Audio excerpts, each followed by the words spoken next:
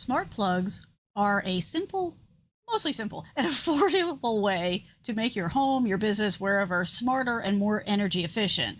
But there's a lot of different options out there, and it can be tough to know where and how to start. So we're going to talk about everything you need to know in order to get started using your smart plugs. Get started.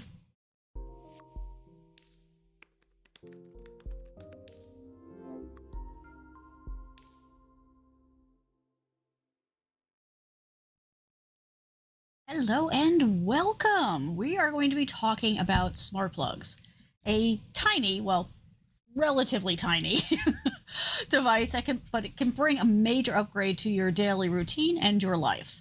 So basically, I like to have people start by thinking about this as like, imagine being able to control your appliances, your lights, all that kind of stuff with just your voice, or being able to schedule turning them on and off, not with that like old school dial thing that you have to like hit the pins in order to tell it when to turn on and off, right?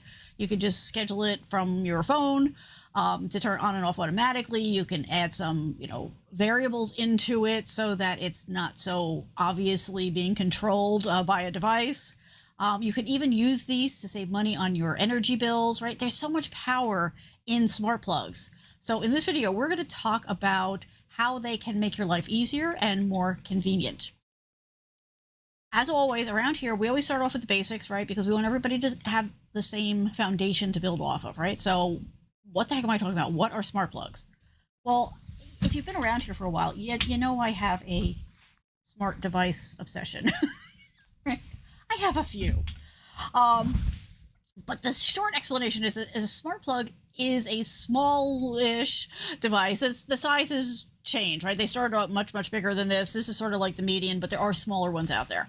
But it goes between your regular, you plug this into your regular wall outlet, right? And then your device gets plugged into here, right? And it's got the little button here to control it if you want to control it manually, but most of the time you're going to be controlling it with your voice, using your smart assistants, or using an app on your phone or other mobile device. It connects to your home Wi-Fi, and that's what gives you the control over that appliance. And you can control each individual appliance, or you can group them, which we'll talk about in a minute. But like I said, you could do this either using an app on your phone or tablet or whatever, and or using voice commands. It's not that you have to choose. You have both options all the time. Some of the key features: remote control. This is really handy in that, did I turn it off or did I remember to turn on something, right? So you can turn things on or off from pretty much anywhere. Scheduling, which I mentioned earlier, right? You can set timers for things, or you can have things turn on and off, and you can even have that set to a specific time. You can have it set to a time every day, or you can say, Monday do it this way, Tuesday do it that way, Wednesday. So you can control it and fluctuate it. Some of the devices are also able to do it based on time, right? So you can say at sunset, turn this off, at sunrise, turn that off. So that's a nice little feature, because then it's automatically adjusting with the time of year type of thing. Energy, yeah. Really? I'm going to not be able to say the word energy today. There we go. Got it. Energy monitoring. So you can track how much power some devices use in some models. And in some cases, you can even have some control over that. And then, of course, there's just the voice control, which is the slam dunk as far as I'm concerned, because it will integrate with your smart home systems, like, and I'm going to be careful here to not trigger people's devices, right? So Madam A from the big store, right? The Google stuff or the Apple stuff. It's a little game we have to play because I don't want to trigger everybody's stuff. The first tip I'm going to give you early on here is that a hub-free is best, right? So you're going to want to look for plugs that connect directly to your Wi-Fi, and not ones that require you to have a hub that they connect to, and then you connect that hub to everything. In the marketing, that sounds like it's easier, but it ends up not being, and it also limits you to a certain degree with how much you can do with them.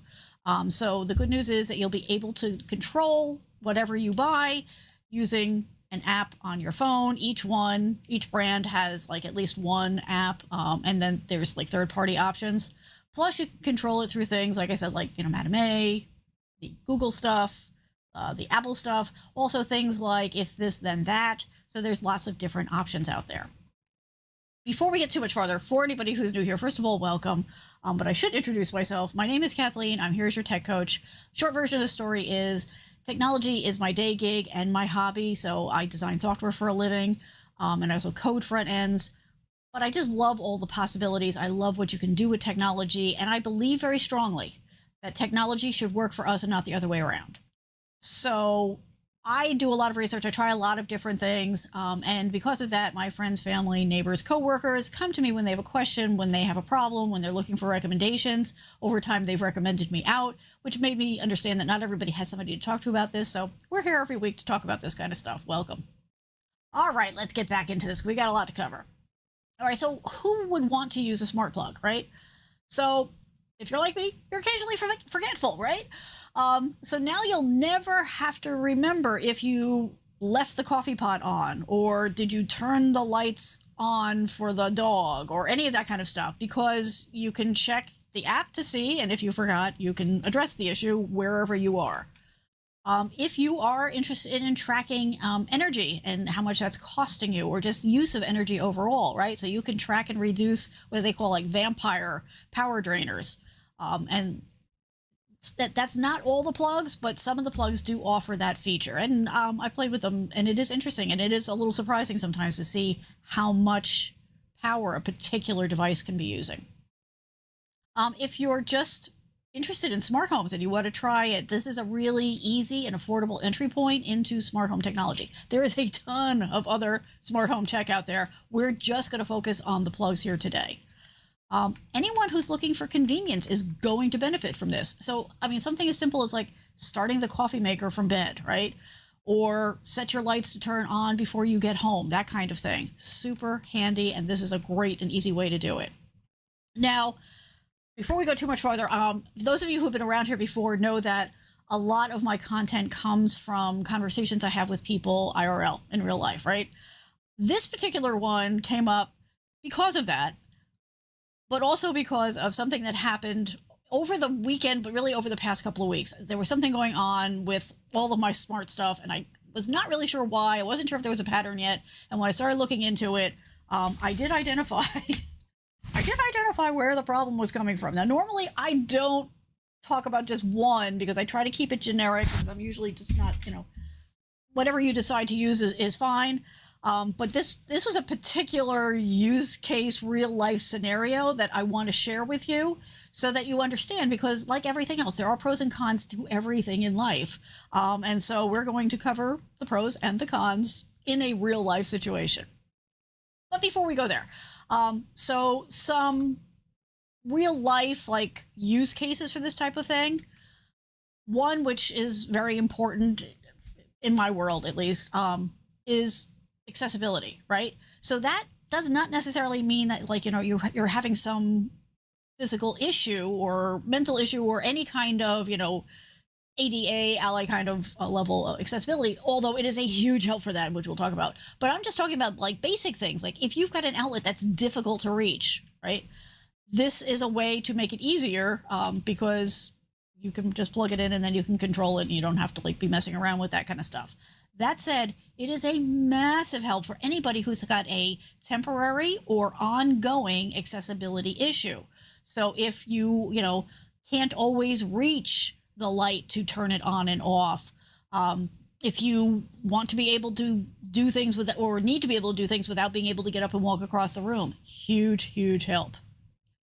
Remote control, right? So did you forget to turn something off? Did you forget to turn something on? You can just skip all of the confusion and concern over that and distraction over that by just checking your app and seeing, is it on, is it off, and then making the appropriate adjustment. The scheduling, right? Automating your life, making things a little bit easier, right? Setting your coffee to brew, maybe warming up the room before you go in, all that kind of good stuff. It's just super easy. Convenience is another one. And this one for me overlaps with the accessibility stuff, right? So are your hands full with groceries? Are you carrying the kids in? Are you carrying the dog, right? Use a voice command to turn on the lights. So here is one real quick, real life example. I have doggos, right? Well, I have one at the moment, right? So that's my Mr. Murphy there. So when I am house training the puppies, right? You need to get from wherever you are outside as quickly as possible when you're trying to get them used to going to the bathroom outside. This is particularly important in the overnight hours, right? There's a period in puppyhood where you're getting up every couple of hours to take them out because they need to go, but you need to get there fast. So it was just so much easier to be able to scoop up the puppy and start heading down, say the command to my smart device to turn on the lights from the bedroom all the way out to the back door so that I didn't have to stop and fumfer so that I didn't stub my toe, trip, all that kind of stuff. Just it removed one level of stress from all of this so that it was much more efficient getting in and out the door. Big fan. But like I said, also groceries, you're carrying in all of your work crap. Whatever it is, there's just times where it's really convenient to be able to say, hey, turn on that light. The energy saving we touched on, right? So you can either control your vampire devices or you can eliminate them by identifying them, by tracking them on some smart devices. Now, some of the plugs do this and some of them don't. So if that's important to you, you're going to want to make sure that that's got it. Security. Randomizing your lights while you're away or even when you're home is an important way to deter burglars, right? They don't want to go in if they think somebody's there. But if you're using that old school type, where it's got the dial and you got to turn it and set the pins and all that kind of stuff, it's very easy for somebody who's casing the place to say, oh, look, they're using a device because that's going on every day at the same time, on and off. So you can randomize things to make it look more like your home. You can also do things like not just do your lights, but maybe do the TV or the radio kind of thing. So again, lots of options. And then you can do things like my studio, right? I have the smart plugs for here and what we call the party on switch, right? Because I've got everything hooked up to a smart plug so that when I get ready to go live, I just come in and I say the key phrase. And some people actually use, hey, whatever device, party on, and it just automatically turns everything on for me. So I don't, because there's a lot of electronics in here. If you're ever curious, I did a behind the scenes to give you a little taste of the technology that I use to run this show. It's a lot. If I had to go and turn everything on and then turn on everything off, first of all, it would be annoying. Second of all, I'd probably forget something. So again, super easy. It's also good for our pups, right? So you can schedule, lights or heated bed for the pupsters as they need it. Also really good, like the remote thing.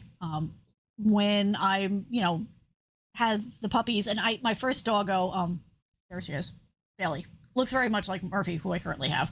But Bailey was a strange pup. She was afraid of the dark. And so I tried to make sure that I always had lights on for her. However, sometimes I would forget because I was running out late, or I would be coming back later than expected, or sometimes, like a storm would come through and things would get dark. So I could just go ahead and turn on the lights for her from my device, either by speaking to my device. In my case, I'm a Google user. Or I could just bring up the app and do it that way. So there were a couple of meetings where, surreptitiously under the table, I was like, and turning on the lights for the little girl. So yeah, it was all very important. By the way, if you are interested in this kind of content and you would like to stay on top of things, feel free to go to yourtechcoach.com mailing list. I just send out announcements about the videos that I'm doing and anything else that's going on because there's some things coming out in the summer. So you can just go ahead and join there. I don't sell the list. There's no big advertisements there, so feel free to join. All right. Here we go. All right, so let's get into it. Let's get into the pros and cons, shall we? All right, the pros. The pros are many and varied, and we've kind of touched on them, so I'm going to go through this pretty quickly, right? Convenience is hands down the biggest draw, right? You can do things from anywhere, you can schedule it, all that kind of stuff. The energy efficiency is super important also. These things can actually save you money, and they're not super expensive. Like you can get these for like $20. The automation, so schedules, routines, trigger actions based on other events or smart devices, super helpful. Safety, right? Remotely turn off appliances to prevent hazards. Keep your home safe by, kind of randomizing everything. And like I said, it's affordable, $20, $30, depending on what it is you're looking at. So super, super easy. Now, there are some cons because this is the real world, right? So one of them is it is dependent on your Wi-Fi. So if your Wi-Fi goes out, if your internet goes out, then you're going to lose control of it for a little bit. They are a certain size, right? So it's possible that they're going to block other outlets. Like if you have like a 2 or a 4 outlet, it might block 1 or 2 pieces of that. Now, like I said, this is sort of the median size. There are some smaller ones out there, so that's gotten better. There's also some different options, which I'll talk about in a minute, that also address that. But it's a reality that you need to be aware of. I will say it's much less of an issue than it used to be. I couldn't find it. I have a big one around, but the first ones that you were getting were about this big, and they definitely covered everything. So they have gotten smaller. They will probably continue to get smaller. Okay, you do not want to use these for everything. Let's get that out there, right? So you want to avoid high wattage appliances like refrigerators, ovens, space heaters in most cases. Read the specs on the plug and on the device to make sure that they will be compatible and that it won't cause an overheat. And then, you know, it is technology, right? So I don't lie to you folks, you know that. So like all devices, there's a potential for vulnerabilities. It's inside of your Wi-Fi, you know, but you're able to access it remotely, which means technically somebody else might be able to if they got your device or whatever. Does it happen a lot? Is it is it what they call low-hanging fruit for the people who like to do the evil shit? Not really, because there's other more interesting things for them to go do, but I just want to be upfront with you. It's technology. It is connecting to your Wi-Fi. Your Wi-Fi is connected to the internet, so there is that. And, you know, there is just all of the stuff that comes with technology. So just be aware of it. Don't be, I wouldn't say be afraid of it at all. I mean, obviously, I really like tech. I think tech has a lot of possibilities, but you do want to be cognizant of it and make choices that you're comfortable with. So take that for what it's worth. All right, let's talk about some pro tips, right? And some placement ideas, right? So the best devices to use this with are things like lamps, coffee makers, slow cookers, fans, holiday decorations. It's great for holiday decorations, right? When you put up your holiday decorations, you know, around here, Halloween is a big holiday, but for whatever your holiday is, if you're putting up lights, it's a great way to automate, you know, turning them on and off, or just manually being able to do it. Super, super helpful. Like I said, I've got them in here. I've got them for my monitors, the lights, the background lights, the fan when I'm using the fan. I'm trying to think what else. Like, there's a lot. I don't currently have my computer set up to it, although I could. But that was just a choice that I made. Oh, the camera, the teleprompter monitor. So yeah. Oh, I have desktop hubs because I got a lot of stuff plugged in. So I have a lot of things that are on these devices. I also have my phone, my house phone. Yes, I still have a landline. Well, they're not really landlines anymore, but I still have a house phone, and I have that so that it's turned off so that the phone doesn't ring during my show. So that's just a small sampling. Things to avoid using them with, as just general statements, you know, you do you. But anything with, you know, powerful motors, right? So we're talking refrigerators, washing machines, any high wattage items. Space heaters, like I said, some of them it might be okay with. It does depend. Ovens, probably not. I wouldn't use it with a deep fryer, you know, anything that you want to be around to monitor, or anything where a sudden power loss would be dangerous. So for example, personally, in most cases, I would not use this with medical devices, right? So if you're using oxygen or anything like that. That said, I have set it up for people who have those devices and needed them and needed it to be easy. But we did set it up with a battery override for that device so that if the internet connection went down and it wouldn't turn on automatically, that, you know, it was still easy to get to. We gave them an alternate button to trigger it. So like if you see on this one, right, this has got a button, whoops, like that, right? So this button you can press, can you hear that?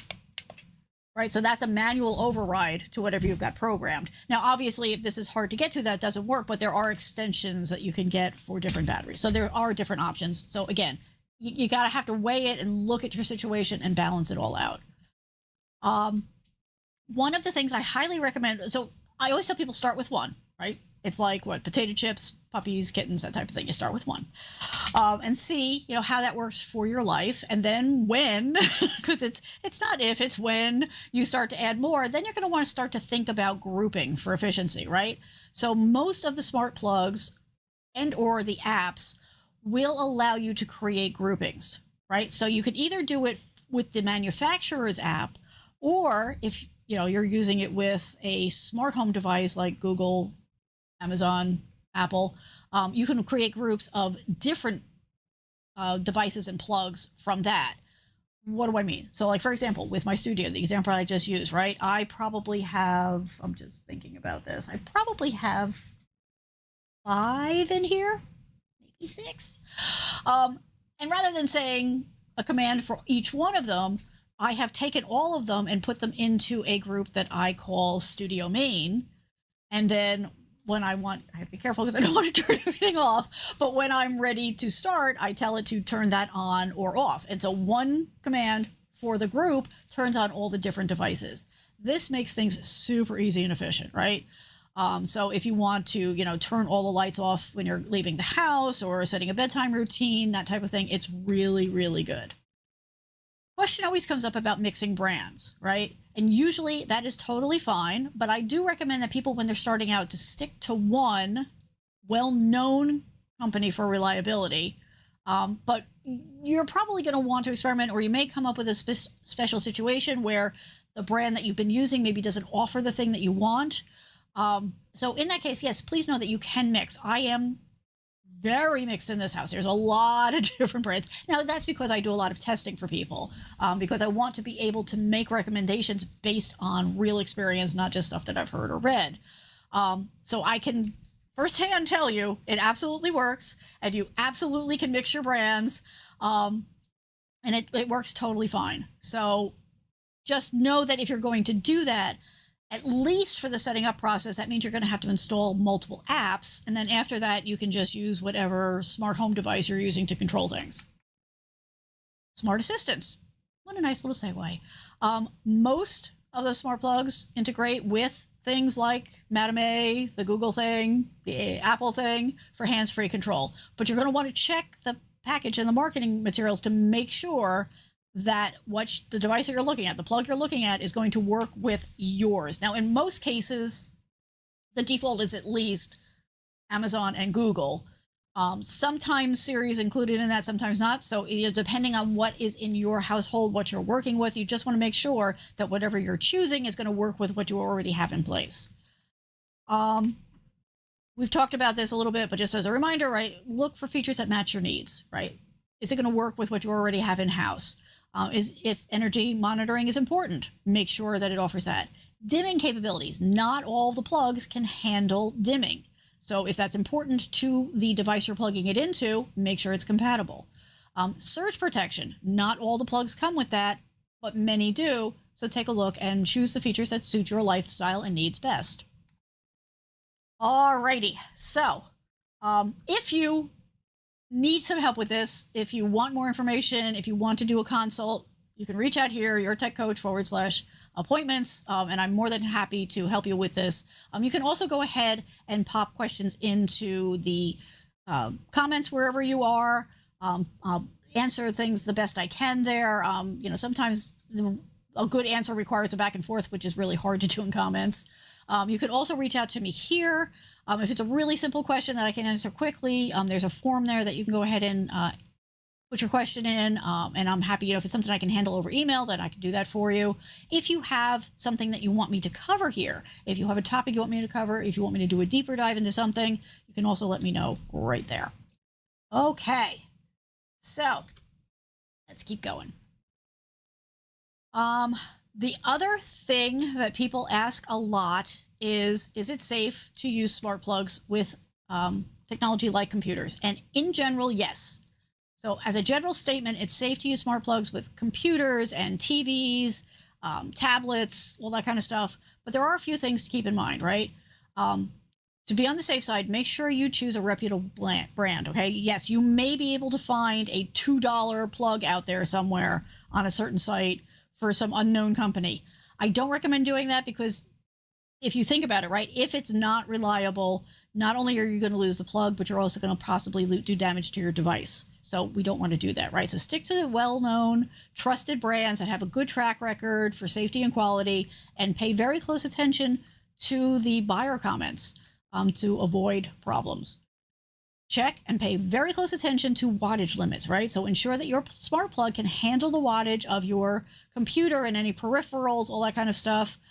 Most computers don't draw a huge amount of power, but you do want to double check. Surge protection.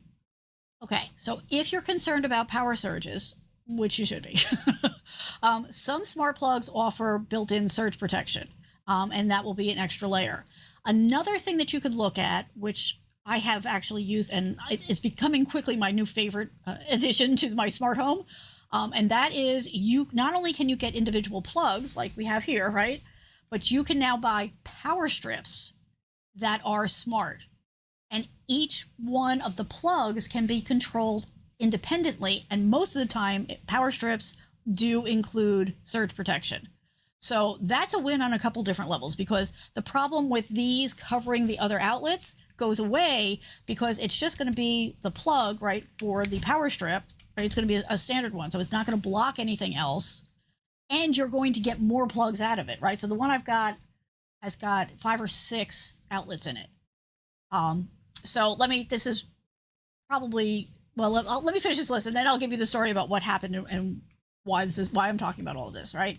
So, but that's another way to do this and get the surge protection. So again, if you have a need, there's probably an option. You want to think about what you need first and then go and, write down that list and then go and look for things where you can check off all those boxes. Avoid overloading your circuits. That's just good practice for electricity in general, right? Don't plug too many devices into a single circuit, especially if you're using a power strip, right? But, be smart about it. Don't overload things. Don't put a bunch of really powerful things, powerful draw things on it. I have, multiple lights, multiple monitors all plugged in for the same one because they're fine. They're fairly low. And even powering them up is not a huge pull. Potential concerns, which are mostly minor, but things to, cover, right? Sudden power loss. While, it doesn't happen every day, hopefully, depending on where you are. The internet goes down from time to time, right? Or power fails, from time to time. We've been having a lot of storms here and there's been a lot of trees and wires down. So sooner or later, your smart plug is not going to be there for you at a time when you probably are going to need it. And this is never ideal, but it's the same thing as, not having power in the house. It's not great, but it is a good thing, to keep in mind that when these kinds of things happen, it's also a good time to make sure that if the power goes out, more importantly than probably the internet coming, back, when the power goes out in your house and you've got a lot of electronics around, it's a good idea if you can reach them to unplug, not just pull, but unplug those devices, including your smart plugs, so that when the power comes back up, they don't overload with that immediate surge. So just keep that in mind. And this is why I always recommend to people that, yes, I use them. I use a lot of them. But, seriously, these are the ones that aren't plugged in right now. Always make sure that you've got options that don't rely on the smart plug, right? So, if power goes out, that's a whole thing, nothing's going to work, right? But if your internet goes out, you still need to be able to do things, right? And live. So, for example, I have these on a lot of lights in my house, but I always have in every room at least one light that is not connected to a smart plug so that I can have light even if the internet goes down. That type of thing. That make sense? Data security, right? Again, there's a theoretical risk of hacking and all that kind of stuff. So choose plugs with strong security, keep the firmware updated, keep the app updated, all that kind of stuff. So I'm just gonna take a quick break here to tell you the story of what happened to me in the past few weeks, because I think it's a good example of the type of thing that's going to happen when you add these kinds of things into your world. Now understand, this has not turned me off of using them, but it took me a few days because when it turned out to be just, TLDR, I actually just had a perfect storm of a couple of different things happening. So that's why it took me a little longer to figure out what was happening. So for the past few weeks, as I've been giving the commands to my smart devices, it's been coming back saying, that it couldn't reach whatever the device, this one or that one, but it kept changing, right? So yes, it's possible for one of these to go bad over time. I've had, some of them going on 10 years now. And I put them in other people's homes. I put them in my parents' home. And so we've had to change them out over time. That's fine. But when it's that one device that keeps failing. So you understand what it is, you know where it is because you've named it hopefully clearly in the app. And so you can go change it out. The fact that it kept changing was what made me scratch my head. I'm like, why is this happening? So because of that, I started looking around. And then when I tried to go live last week, I couldn't get half of the things to respond, and I couldn't figure out why. Long story short, it turned out that there was a problem down at the junction box, which we were able to figure out. I talked to a electrician friend of mine, and we unplugged and plugged some things, and something had just gotten loose in one of the ports, and we fixed it, and it was all good. But I still was getting the weird messages about this. Well, come to find out, and the reason that I have all these here and why these are all the same brand is most of these devices have stopped talking to the brand app. Now, these normally I don't give out, I don't pick on a brand, but I'm putting the word out because I'm thinking that there's an issue. So these are Wemo, which I believe is owned by Belkin now. So I still have 2 that are working, which is good because they're in really awkward places. And I know now I'm going to have to change them and it's going to be a problem, but at least I can plan for it. But these other 5 just stopped working, but it doesn't seem to be the plug. The plugs power up, the plugs cycle, the plugs, like I said, you can just use this button here. So if I have something plugged into this and I use the button, it turns on, it turns off. So I don't think it's the plug. I think there's a problem with the app because the app is not seeing them. So it sees the 2 that I still have. But when I cycled these, I refreshed them so that it was like it was a new plug. I went through the process of adding them, and all the app would do was try to mess with the 2 that are working. It was not seeing these, no matter what I did. And I tried all 5 of these. I tried them in different places. I've tried all the recommendations that their website recommends. So I think that right now their app is borked. And from what I'm finding online, I'm not the only one who's seeing this. And their support is not responding, which previously they've been really good about because I have worked with their support team before. So I'm a little concerned that this may be going the way of the dodo and may not be a viable option going forward. But just be aware that this is the type of thing. And this, for me, like this is the pro-con of having multiple devices because I had other devices. So I was able to take a different plug from another device and plug it in to test it, in the where these were failing. And it worked fine. It connected, it controlled it.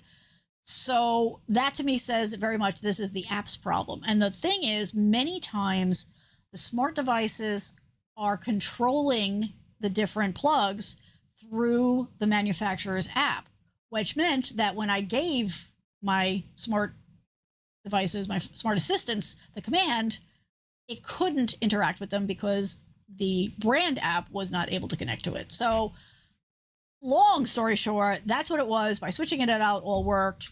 I'm keeping these around for now because I'm going to keep an eye on it. I'm going to keep trying to reach support to see if maybe I can continue to use these. But I have a feeling that my journey with this particular brand and these particular plugs may be over. But that is part of what brought me to the power strips, right? So having a smart power strip, it's funny because I bought the smart power strip because I wanted to try it. It seemed like an interesting concept to me because I really started to collect a lot of a lot of the plugs. But I never got around to setting up the smart part of it. Like I plugged it in, I just used it like any other power strip. And then this happened, and I was like, okay, it's time to put the power strip through its paces. It was so easy to set up, and it is so awesome to be able to have the 5 or 6 things plugged into this one. So a couple of them are webcams that I want on all the time, and then there are some lights and stuff that I want turned on and off. And on this power strip with the 5 or 6 that I've got plugged in, I can leave the webcam on, and I can turn everything else off. It's a thing of beauty. It's one plug into the wall. These are all very low, power devices that I've got plugged into them, but it is super convenient. And again, you have the flexibility on a plug-by-plug basis to go ahead and keep, control things the way that you want to control them. It's not an all-or-nothing scenario. Another thing to consider when you're looking at all this kind of stuff is to think about an uninterruptible power source, UPS.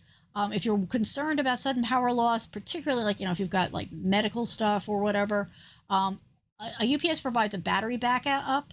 And it can be plugged in for particular devices. So you can put it someplace that is close to the devices you're concerned about and plug it directly into the device.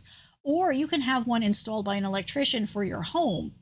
And that gives you battery backup. It's not forever, but it does give you time to either shut down all of your equipment properly, or again, depending on what you buy. I mean, the more battery life you get out of it, the more expensive they are. But if you have something really important like medical devices, it will buy you a little bit more time until maybe you can get a generator running or that type of thing. All right. So to wrap this up, right, using a smart plug with your computer is generally considered safe, can be a convenient way to control things easily. Just be careful about the things we talked about: wattage, a reputable brand, and surge protection for sure. So I hope that that's helpful. I hope that that real life story kind of helps to, solidify the pro and con side of it, right? I rely on these things. I love them, but I do have a backup plan in every single room so that if it fails on me, I do have something to fall back on. If you are into this kind of stuff, I do hope that you will, do all the things: subscribe, like, all that kind of good stuff. If you want more, if you want to stay on top of it, please feel free to join the mailing list. Would love to get your feedback on and find out stuff that you want more information on. That's where all the best shows come from, to be perfectly honest. For those of you who have powered through all this, and I love you. So here are your bonus tips, right? The energy monitoring. That is definitely something that I tried just because I was curious. But there are a lot of smart plugs out there now that will track usage. They will even analyze trends for you. You can, compare different appliances. Some of them even have in their app ways, like suggestions to save money. So these little devices can end up saving you money, right? So yes, they're going to cost you $20-$30, but they may save you way more than that down the road. But you do need to go and look for those, and just know that the ones that do that kind of tracking tend to be a little bit more expensive than the standard ones. I made quick mention of this, but just so you know, and this is not the only one, but if you are into if this then that, right? IFTTT, or anything like it, because I know some people are angry that they've changed their pricing schedule, and I agree. You can take your automation to the next level using that kind of stuff. Now, it's not required, so don't get overwhelmed. If you're not interested in this or you don't even know what I'm talking about, just hang on. I got another tip for you. But that type of a service lets you create custom applets that can help, link your smart plugs, or link them to each other, link them to other services.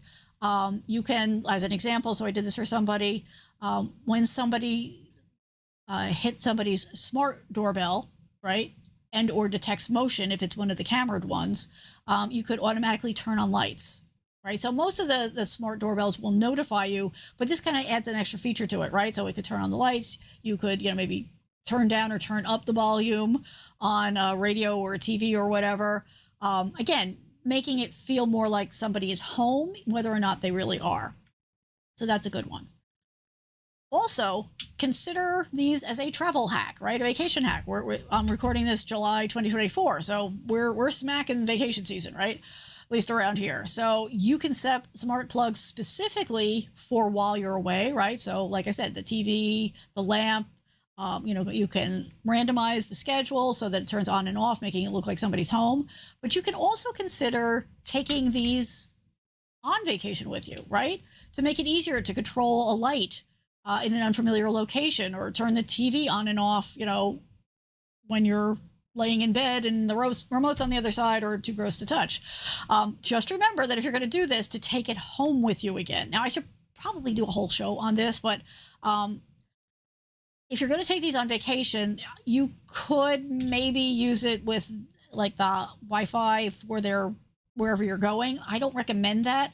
I recommend two ways to use it on vacation. One is to bring a Wi-Fi hotspot, and this is why I'm thinking I should probably just do a whole show on this, so that it's controlled by you and nobody else, right?